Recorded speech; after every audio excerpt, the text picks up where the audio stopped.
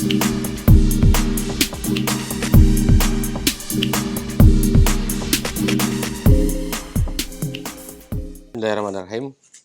Assalamualaikum warahmatullahi wabarakatuh. Saudara-saudara sekalian, bahwa kita hari ini mencoba untuk membahas awal yang terkait dengan hukum pemerintahan daerah. Ada 3 makna yang tersurat di dalam mata kuliah tersebut, adalah terkait dengan hukum, ada pemerintahan, dan ada terkait dengan daerah. Saudara-saudara sekalian, bahwa terkait dengan itu, bahwa yang terpenting kita harus mencoba untuk memahami di mana substansi perbedaan antara pemerintahan pusat dan pemerintahan daerah.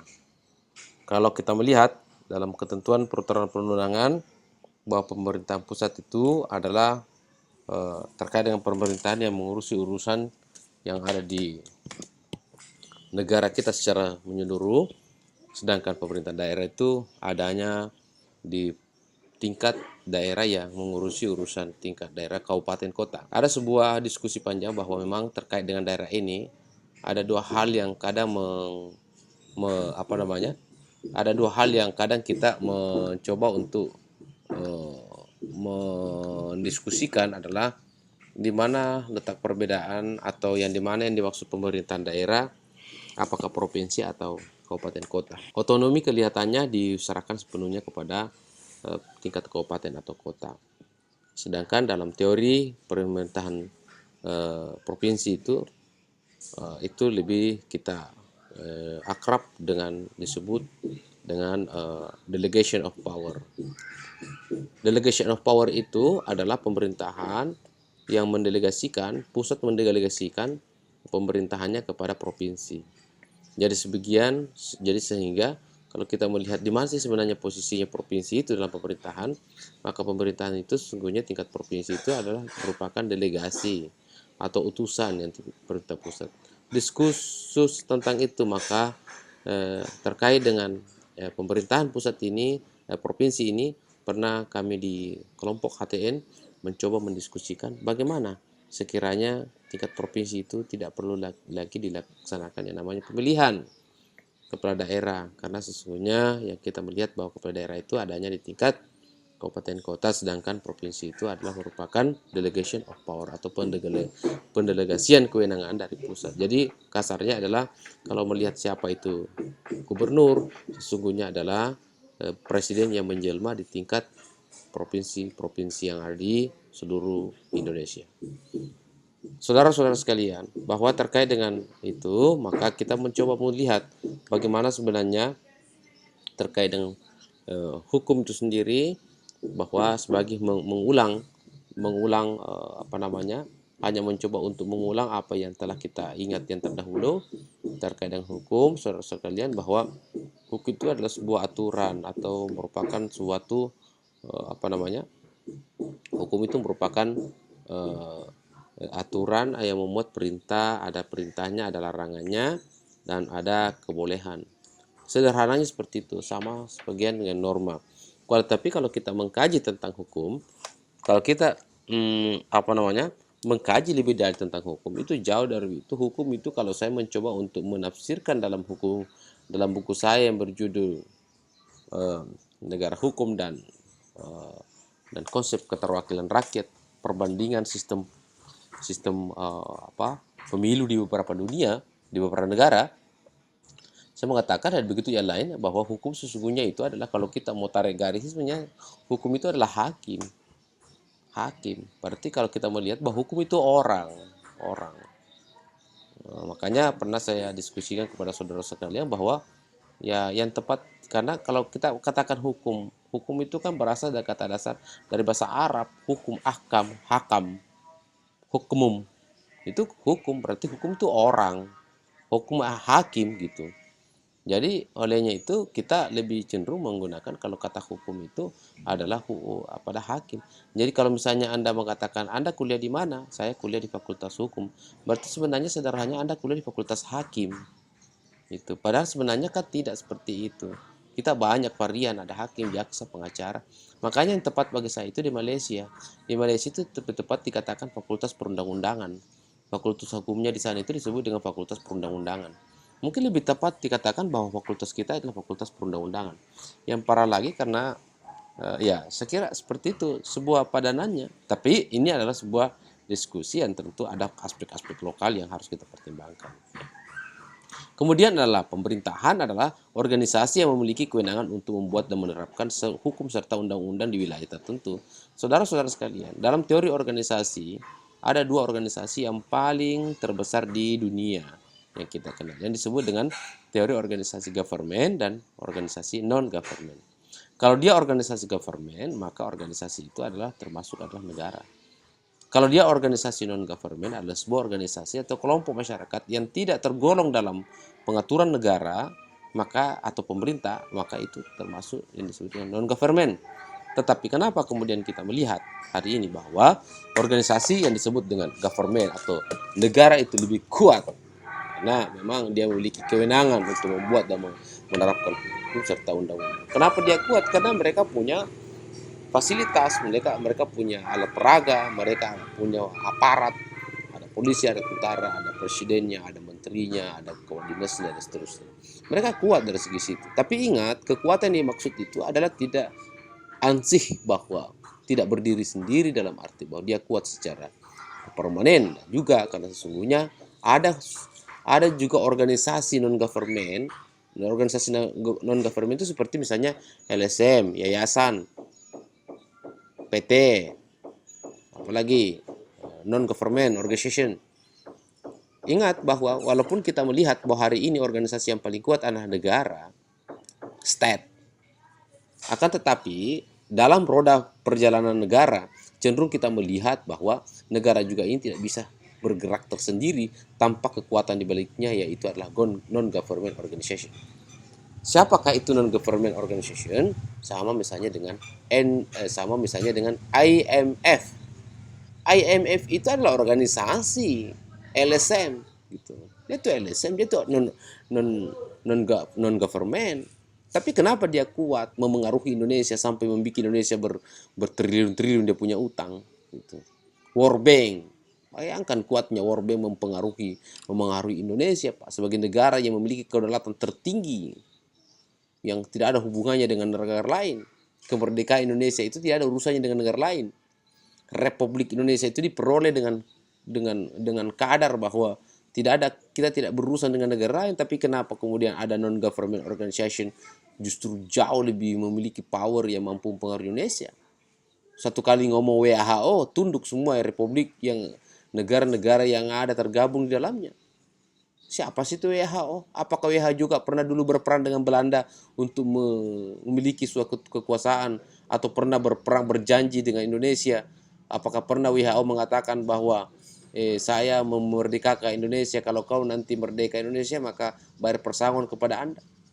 Apakah kemudian ya ini? Tetapi kalau dari segi kekuatan, wah jangan kira ya. WHO, UNDP, World Bank, IMF, apalagi negara-negara yang pemberi utang itu luar biasa, itu memiliki kekuatan. Ya kalau Cina lah kemudian atau Amerika lah kemudian memberikan diketakuti Indonesia, wajar lah misalnya antar negara, ya sama dengan manusia kan, kita sama-sama manusia tapi kan ada juga yang takut-takut yang dengan manusia lain kan. Tapi ini kan negara dengan negara, wah apa hebatnya. Ya kalau negara dengan Amerika wajar kalau Indonesia mengatakan misalnya kalah deh sama kamu Amerika, saya kalah deh sama kamu Inggris, saya kalah deh sama kamu, oke lah. Tapi kan ini non government LSM yang mencoba untuk memberikan sebuah ketakutan kepada Indonesia, dan itu real. Utang Indonesia itu kan sudah sampai 5.000 triliun, hampir 5.000 triliun.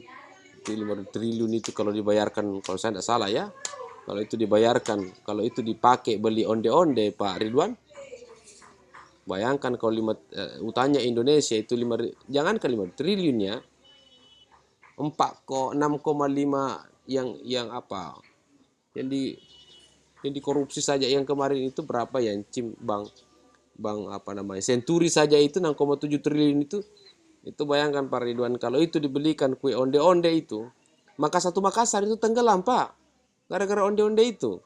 Bayangkan banyaknya itu uang. Nah ini utang negara, sumpah sudah sampai berapa bertriliun, 5.000 triliun, hampir gitu. Bayangkan itu. Kalau itu 5.000 triliun dibelikan onde-onde, bayangkan Pak, satu Indonesia tenggelam itu gara-gara onde-onde itu. Kalau tidak percaya silahkan hitung sendiri, saya pernah hitung. Tapi itulah hasil kesimpulannya saya. Yang kedua adalah daerah itu adalah konteks pembagian administratif di Indonesia.